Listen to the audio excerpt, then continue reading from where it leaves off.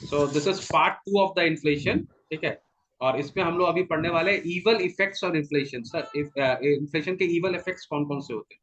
So number 1, miss location of resources. इसको read करो जरा, कौन रीड करे? धीमत रीड करो। Miss allocation of Yes, sir. Resources. Miss allocation. Misallocation of resources. Inflation disrupts the smooth working of the price mechanism. It leads to maladjustments in production. Producers divert their resources from the production of essential commodities to non-essential goods, luxury goods, for example, from which they extract higher profits. अब miss allocation of resources का मालूम देखो, हमेशा जो producer है वो पैसा कमाने की कोशिश में रहता है, ठीक है। तो जब वो देखता है कि हमारे दाम बढ़ रहे हैं, तो वो नेसेसिटी आइटम से लग्जरी आइटम की तरफ चला जाता है, क्योंकि लग्जरी आइटम जो है उसमें हम लोग को ज्यादा प्रॉफिट हो सकता है, ठीक है। तो एसेंशियल कमोडिटी को छोड़ के हम नॉन एसेंशियल कमोडिटी की तरफ ज्यादा हो जाते हैं, जो कि जिससे उसको देखो, जो प्रोड्यूसर उसका काम है पैसा कमाना, ठीक है।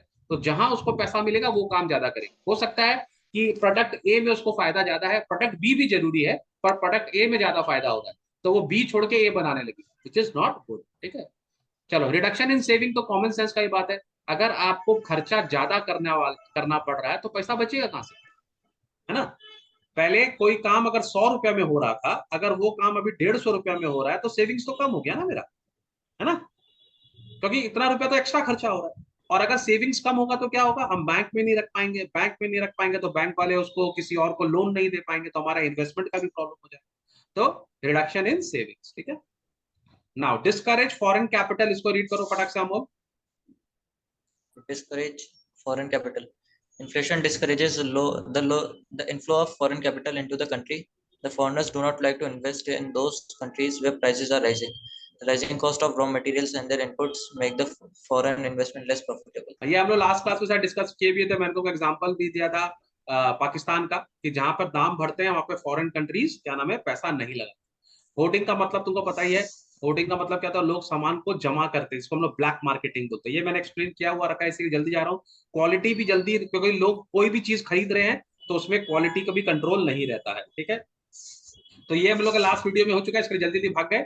इसको हम लोग करते हैं वेज एंड सैलरी क्लास और फिक्स्ड इनकम ग्रुप। क्या इनको इनको क्या फर्क पड़ता होगा इन्फ्लेशन से? जो आदमी वेज अर्न करता है, जो सैलरी अर्न करता है, या जिनकी इनकम फिक्स्ड है, उनको इन्फ्लेशन से फायदा होता है कि नुकसान होता है? बताइए, कॉमन तो सेंस क्वेश्चन। नुकसान। नुकसान होता है, क्यों Wages होता all over the सर क्योंकि इनकम टैक्स है? अरे बढ़ता है। कहाँ पहुंच गया ये लड़का? क्यों होता है नुकसान, अमोल? sir क्योंकि वो सर cost क्योंकि of living सामानों का दाम बढ़ जाता है, कॉस्ट मतलब कि परचेजिंग कॉस्ट कम हो जाता है। सामानों का दाम बढ़ जाता है, बहुत अच्छी बात है। तो नुकसान कैसे होता है? क्योंकि इनकी सब सैलरी परचेजिंग तो नहीं कॉस्ट बढ़ कम रही सस्ते ना। हो जाता लगाएंगे अरे बात मतलब समझे ना है। हाँ, बेवकूफ। सैलरी नहीं बढ़ रही, वेजेस नहीं बढ़ रहा है ना। एक आदमी इसीलिए तो 50,000 की परचेजिंग सैलरी कॉस्ट पे कम हो काम जाता कर है। रहा था, ठीक है। वो अपने स्कूटी से वो आदमी अपना ऑफिस जाता था, ठीक है। उस टाइम पेट्रोल 50 रुपया लीटर था, 50 रुपीज लीटर था पेट्रोल। अभी पेट्रोल 106 रुपया लीटर हो गया चार। है, ठीक है। तो इसका सैलरी थोड़ी ना बढ़ रहा है, सरकार इसकी सैलरी थोड़ी, माने उसका जो मालिक है सैलरी नहीं बढ़ा रहा है, लेकिन खर्चा बढ़ गया। तो वेज और सैलराइड क्लास को सबसे बड़ा नुकसान होता है, क्योंकि इनकी सैलरी जल्दी नहीं बढ़ती, खर्चा तो 2 मिनट में बढ़ जाता है। सैलरी बढ़ने के लिए इसको बोलेगा मालिक को, सर खर्चा हो गया, सर महंगाई हो गया, दीजिए दीजिए दीजिए, तो बहुत बार बोलेगा तो बढ़ेगा, है कि नहीं। तो हमेशा जो फिक्स इनकम ग्रुप है, जो वेज अर्नर है, जो सैलराइड क्लास है, उनको नुकसान होता है इन्फ्लेशन का, है कि नहीं। चलो जल्दी से रीड करेंगे इसको, धीमत रीड करो। सर सर इसमें एक और बात है कि अगर सैलरी भी बढ़ाएंगे तो मतलब कि लॉसी लॉसी होगी। अगर सैलरी बढ़ाएंगे तो मतलब कि प्रोडक्शन कॉस्ट भी बढ़ जाएगा, और प्रोडक्शन कॉस्ट बढ़ने से वो आइटम का भी प्राइस बढ़ेगा, फिर इन्फ्लेशन और बढ़ेगा इस तरीके से। वाह वाह धीमंत वाह, आई एम सो इम्प्रेस्ड। पर हम लोग बात कर रहे हैं इनके बारे में, वेज ग्रुप का क्या होता है बेटा। अपन को प्रोडक्शन कॉस्ट का बात नहीं करना, ठीक है। हमको अच्छा लग ठीक रहा है। है कि तुम सारा इकोनॉमिक्स समझ रहे हो, बहुत अच्छी बात है। चलो रीड करो फटाफट, करा यस। कौन सा फंड कहाँ पहुंच जाता है, जल्दी रीड करो। Wage and salary class or fixed income group. Wage and salary earners or fixed income group suffer during inflation. It is due to the reason that wages and salaries do not increase in the same proportion in which the prices or the cost of the living rises. But those workers and employees who have formed strong trade unions stand to lose less in comparison to those who are not organized. Due to inflation, purchasing power of money falls. As a result of it, in fixed income earners tend to buy less amounts of goods and services than before, even when there is little rise in their wages. अब ये point तो clear समझ में आ रहा था, लेकिन जानबूझ के ये लोग यहाँ पर बस दोस्त वर्कर और नॉन ऑर्गेनाइज करके थोड़ा कंफ्यूज कर दिया। इसका कहने का मतलब है जिनके ऑर्गेनाइजेशन बहुत स्ट्रांग है वो लोग लड़ाई कर लेंगे कि भैया पैसा बढ़ाइए, ठीक है, तो उनको थोड़ा सा नुकसान कम होगा क्योंकि उनकी ऑर्गेनाइजेशन को हेल्प करेगी उनको सैलरी बढ़ाने में। लेकिन जो ऑर्गेनाइज नहीं है उनका तो पैसा बढ़ेगा नहीं, तो उनको बहुत दिक्कत आएगा। लेकिन बॉटम लाइन क्या है, मॉरल ऑफ द स्टोरी क्या है, इन्फ्लेशन से वेज और सैलरीड क्लास को नुकसान होता है, ठीक है। चलो हम लोग बात करते हैं बिजनेस कम्युनिटी के ऊपर में क्या असर पड़ेगा। बहुत इंटरेस्टिंग है, इसके ऊपर क्वेश्चंस आएंगे तो आपको दिमाग खोल के पढ़िएगा। एनजे रीड करो business community. Yes, sir. Inflation favorably affects people with flexible incomes. Businessmen, as entrepreneurs, traders, producers, etc., tend to gain during inflation because A. Prices of the inventories, stock of goods and raw material go up and thereby increasing their profits. Number B. Prices rise at a faster rate than the cost of production. C. They are generally borrowers of money for business purposes. Thus, inflation makes the rich, that is, a business community, richer. इसको बहुत ध्यान से समझो। जो business community है in the short run उनको बहुत फायदा होता है। क्यों? कि सपोज कर लो किसी चीज का दाम बढ़ गया और उनके पास स्टॉक है, इन्वेंट्री है उनके पास में, तो उनकी चीजें तो सब महंगी हो गई ना।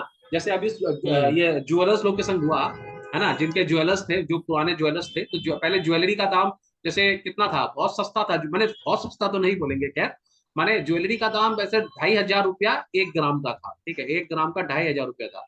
अचानक ज्वेलरी में इतना ज्यादा हुआ इन्फ्लेशन आया कि 5000 रुपीज 1 ग्राम का हो गया, माने पर ग्राम में 2500 का प्रॉफिट।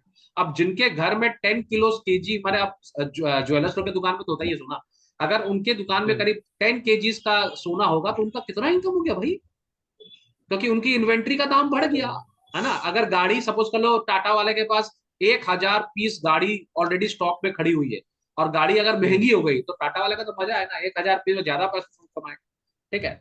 नंबर 2, प्राइस जो होता है ना वो कॉस्ट ऑफ प्रोडक्शन से जल्दी बढ़ता है। इसका कॉमन सेंस है, तुम जल्दी से वेजेस और सैलरी नहीं बढ़ाते हो ना किसी की, ठीक है। माल तो बिकना चालू हो गया महंगाई पे, ठीक है, प्राइस तो बढ़ गया, लेकिन आप किसी की सैलरी नहीं बढ़ा रहे हो। सैलरी तो लड़ाई झगड़ा करके उन लोग को रुला के तड़पा के तब बढ़ाओगे सैलरी, इतना जल्दी थोड़ा आप सैलरी बढ़ा दोगे किसी की। तो प्राइस जो होता है वो जल्दी बढ़ता है, सैलरी बढ़ने में टाइम लगता है, तो वो जो जब तक बढ़ती नहीं है तब तक मजा ले लो, ठीक है। They are generally borrowers of money for business purpose. या बोरोअर्स का मतलब क्या होता है, पहले जब उन्होंने पैसा लिया था ना, तो सपोज करो पैसा इन्होंने 1 लाख रुपया किसी से कर्जा लिया था, ठीक है, तो ये 1 लाख रुपया का जो वैल्यू था वो अभी गिर गया है ना, क्योंकि महंगाई हो गया तो इसका परचेज पावर कम हो गया है। तो इन्होंने जब 1 लाख रुपया लिया था ना, तब वो 1 लाख रुपया का काफी पावर था, उससे उन्होंने बहुत सामान खरीदा।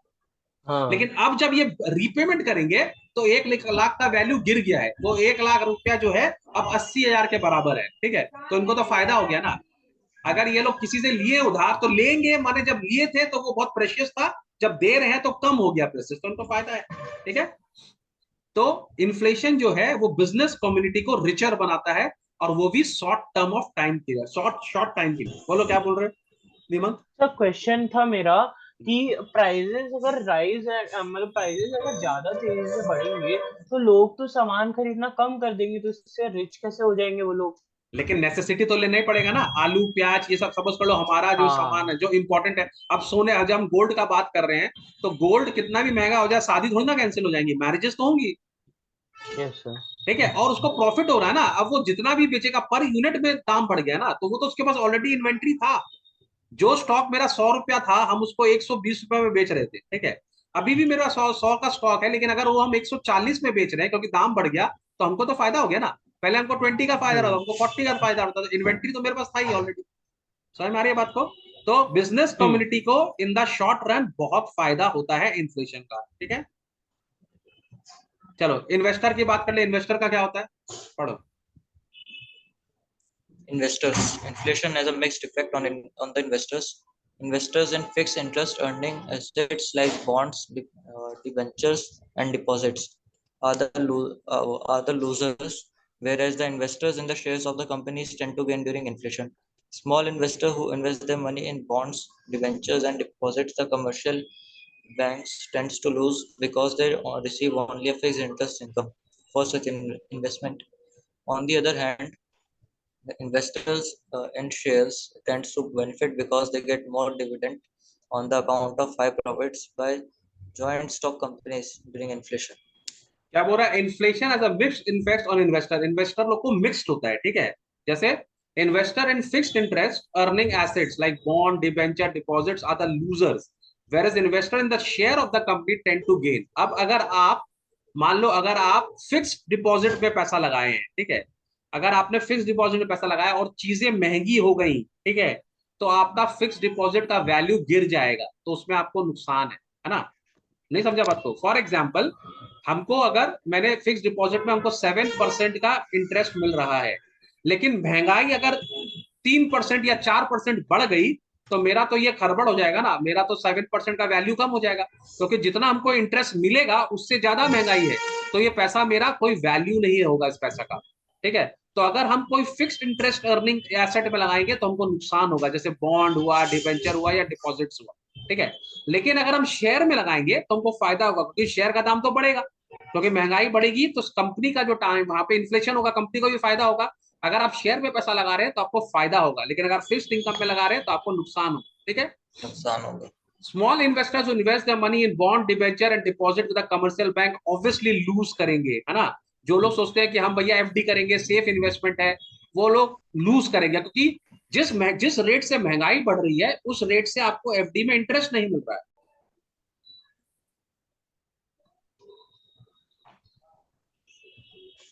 चलो, तो इसका मतलब ये हो गया कि जो इन्वेस्टर्स हैं, ठीक है, जो फिक्स्ड उसमें लगाते हैं उनको नुकसान होता है, ठीक है, और जो शेयर वेयर में लगाते हैं उनको फायदा होता है। समझ में आ रहा है? किसी को इसमें कोई प्रॉब्लम है कि आगे बढ़े? नहीं सो है। हाँ तो बोलो। मतलब कि तब तो मतलब कि तब अगर जैसे अगर हम मतलब कि किसी कंपनी में अगर हम लोग इन्वेस्ट कर रहे हैं और उसका मतलब कि इन्फ्लेशन से प्राइस बढ़ जाता है, तो मतलब कि हम जितना पैसे में इन्वेस्ट कर रहे हैं मुझे वही पैसा देना पड़ेगा कि उससे ज्यादा देना पड़ेगा? नहीं, तुम्हारा लॉजिक बिल्कुल गलत है। तुम अगर कंपनी का शेयर खरीदते हो, ठीक है, तो जब तुम कंपनी का शेयर खरीदते हो तो कंपनी को छोटे रन में प्रॉफिट होता है, ठीक है, तो कंपनी को प्रॉफिट होता है तो तुमको भी शेयर में प्रॉफिट होगा, क्योंकि तुम भी तो कंपनी के ओनर हो गए। शेयर खरीदने का हम्म। मतलब तुम ओनर हो गए, ठीक है। अगर हम्म। कंपनी प्रॉफिट रजिस्टर करेगी तो उसका कुछ हिस्सा तुमको भी मिलेगा, तो कंपनी का प्रॉफिट मतलब तुमको प्रॉफिट। समझ में आ गया बात को? हम्म। ठीक है। तो इसी के लिए तुम देखते हो जो लोग क्या नाम है प्लानिंग करते हैं ना, जो आपकी एसेट प्लानिंग करते हैं, वो लोग सारा पैसा एफडी में नहीं लगाते। क्यों नहीं लगाते एफडी में? क्योंकि एफडी में जो रेट ऑफ इंटरेस्ट है वो बढ़ता नहीं है, ठीक है। मतलब अभी जैसे हम लोग का एफडी का इंटरेस्ट मेरे ख्याल से 10 साढ़े 10% का एफडी का इंटरेस्ट होगा, ठीक है, तो ये बढ़ेगा नहीं। लेकिन महंगाई का तो कोई गारंटी नहीं है, महंगाई तो बढ़ सकती है, ठीक है। तो अगर महंगाई बढ़ जाएगी तो आपको एफडी महंगाई कवर नहीं कर पाएगा आपके खर्चे को, ठीक है। फॉर एग्जाम्पल, आपने ये सोचा कि मैं 5 लाख रुपया अपने बच्चे की पढ़ाई के लिए एफडी कर देता हूं, ठीक है, 10 साल के बाद मेरा ये एफडी का जो पैसा होगा मैं उससे बच्चे की फीस दे दूंगा। तुमने सोचा तो अच्छा ही, ठीक है, लेकिन तुमको लगता है कि 10 साल के बाद तुमको जितना इंटरेस्ट मिलेगा फीस भी उतनी होगी? फीस तो उससे ज्यादा हो जाएगी, क्योंकि महंगाई हम्म। ज्यादा फास्टर ग्रोथ करती है, ठीक है। तो जो तुमने सोचा था वो तुम्हारा कभी भी बेनिफिट नहीं होगा, ठीक है। तो तुमको हमेशा थोड़ा सा स्मार्ट होना चाहिए इन टर्म्स ऑफ इन्वेस्टमेंट। तो हम लोग क्या करते हैं, जो स्मार्ट इन्वेस्टर होता है ना, वो हर जगह पैसा लगाता है। वो एफडी में भी पैसा लगाता है, कुछ पैसा एफडी में लगाता है, कुछ पैसा शेयर्स में भी लगाता है। देखो, शेयर में रिस्क है, एफडी में रिस्क नहीं है। लेकिन एफडी में क्या है, ग्रोथ नहीं है, शेयर में ग्रोथ है। तो आपको एक स्मार्ट हम्म। प्लानर जो है वो हर उस तरह के इनकम में पैसा लगाएगा जहां उसका ग्रोथ भी हो और रिस्क भी कम हो। तो आपको दोनों बैलेंस करके चलना पड़ेगा। समझ में आ रही है बात? Yes sir.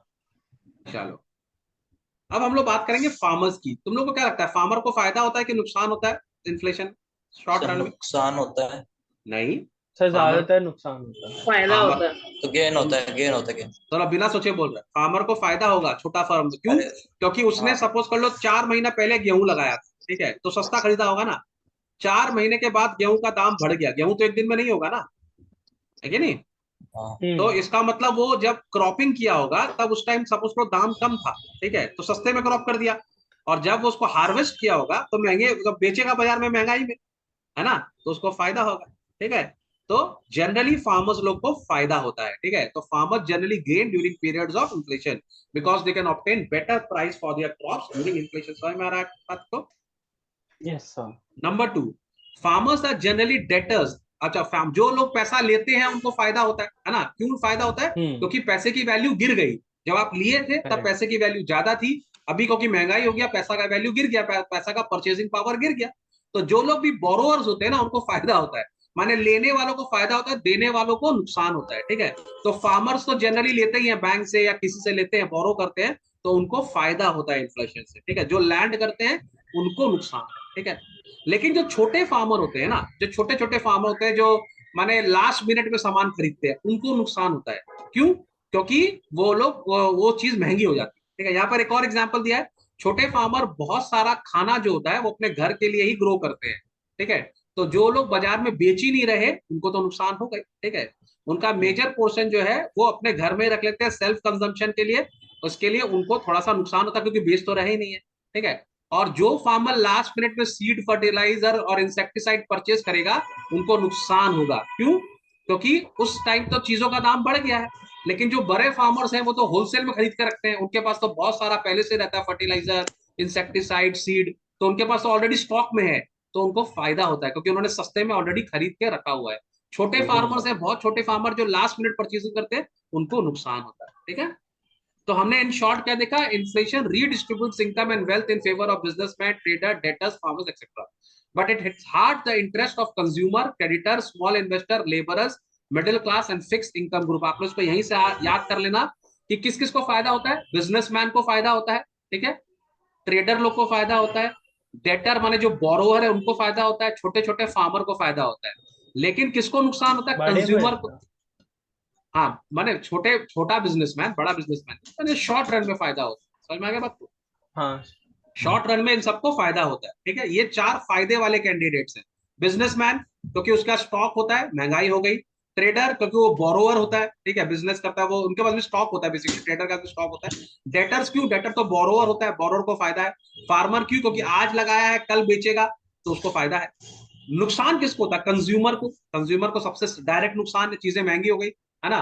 जो चीज तुमको पहले 10 रुपए में मिल रही थी वो 15 में मिल रही है, तो तुम्हारा 5 रुपए पॉकेट से ज्यादा लग रहा है, तो नुकसान है। क्रेडिटर ऑब्वियसली उनका पैसा का वैल्यू गिर गया, उनको नुकसान है। स्मॉल इन्वेस्टर का भी वही हाल है, छोटा इन्वेस्टर फिर एफडी में लगा के रखा, उसको नुकसान है।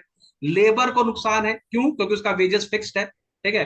मिडिल क्लास को नुकसान है और फिक्स्ड इनकम ग्रुप को नुकसान है। तो ये लो सारे ग्रुप को नुकसान है, ये लो सारे ग्रुप को फायदा है। इसके ऊपर क्वेश्चन आएगा तुम्हारा आईसीसी में, तो ध्यान से इसको समझ लेना। It thus makes rich richer and poor poorer. It transfer wealth from those who have less of it to those who have already much of it. Inflation thus is injustice. तो जिनके पास ज्यादा पैसे हैं, जिनके पास ज्यादा स्टॉक है, जो ज्यादा अमीर है वो और अमीर हो जाते हैं, बस जिनके पास नहीं है, जिनका हैंड टू माउथ है, उनकी बैंड बच जाती है, तो ये उनके लिए नुकसान है, तो ये अनजस्ट है, ठीक है। तो इन्फ्लेशन इन द हम देखेंगे, ओवरऑल देखेंगे तो अच्छा नहीं होता। इसी के लिए बहुत सारी सरकारें जो इन्फ्लेशन कंट्रोल नहीं कर पाती उनको जाना पड़ता है। समझ में आ गया बात तुम लोग को? तो ये चैप्टर हम लोग ने बहुत अच्छे से किया है। आई होप आप लोग सब इसको अच्छे से पढ़ के कंप्लीट कर लोगे, ठीक है। यस चलो नेक्स्ट क्लास में हम लोग नेक्स्ट चैप्टर करेंगे। कौन सा बोल रहा था धीमन? स्टेट सब बता रहा है। और इस चैप्टर का नाम था state and economic development. State and economic development करना है हम लोग को। अच्छा चैप्टर है, इजी है, उसको हम लोग नेक्स्ट क्लास में। चलो bye bye everybody, I will see you in the next class.